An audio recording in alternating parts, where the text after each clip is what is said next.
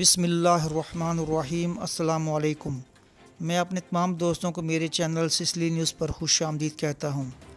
آج کی پہلی اپڈیٹ کے مطابق کویت ایئرپورٹ پر 3D اسکینر کی تنصیب کا ٹینڈر جاری کر دیا گیا ہے۔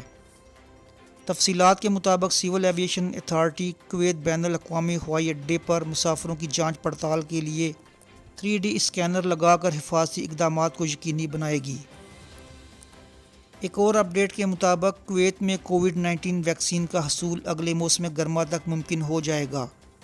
تفصیلات کے مطابق بیرونی اور داخلی بیماریوں کے ماہر ڈاکٹر واصل الدسانی نے کہا ہے کہ کووڈ-19 ویکسین اس سال کے آخر میں یا 2021 کے شروع میں امریکہ میں باضابطہ طور پر جاری کر دی جائے گی۔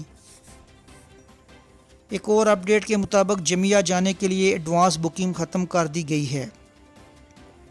کویت میں تمام کوآپریٹو سوسائٹی کے چیئرمین جناب فہد الکاشی نے اعلان کیا ہے کہ کویت کے تمام گورنریٹس میں آن لائن ایڈوانس اپائنٹمنٹ جو لاک ڈاؤن کے دوران لازمی قرار دی گئی تھی کو ختم کرنے کا اعلان کر دیا ہے۔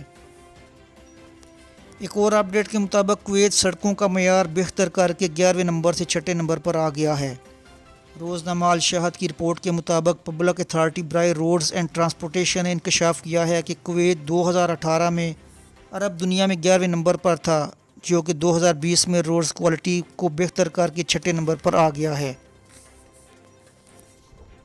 ایک اور اپڈیٹس کے مطابق سعودی عرب نے اپنی فضائی حدود تمام ممالک کے لیے کھولنے کا اعلان کر دیا ہے۔ تفصیلات کے مطابق سعودی عرب نے بدھ کو اعلان کیا کہ متحدہ عرب امارات جانے والی تمام پروازیں سعودی عرب کی فضائی حدود استعمال کر سکتی ہیں۔ یہ فیصلہ سعودی عرب نے اس وقت کیا جب ایک اسرائیلی جہاز تاجروں کو لے کر سعودیہ کی فضائی حدود سے گزر کر متحدہ عرب امارات پہنچا۔ ایسی ہی مزید خبروں سے باخبر رہنے کے لیے میرا چینل سبسکرائب اور لائک کر لیں۔ اپنی اگلی خبر تک آپ سے اجازت چاہوں گا۔ اللہ حافظ۔